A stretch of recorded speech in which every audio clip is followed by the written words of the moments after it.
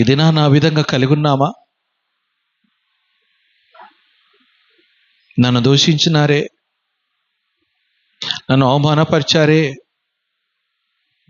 నేను మాట్లాడను, నేను ప్రేమ కలిగి ఉండను, ఉన్నామా?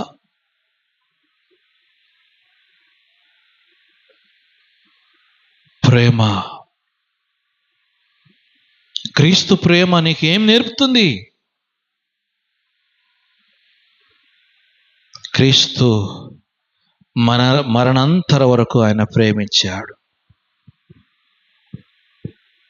నీవు కూడా ఆ ప్రేమను కలిగి ఉండాలి.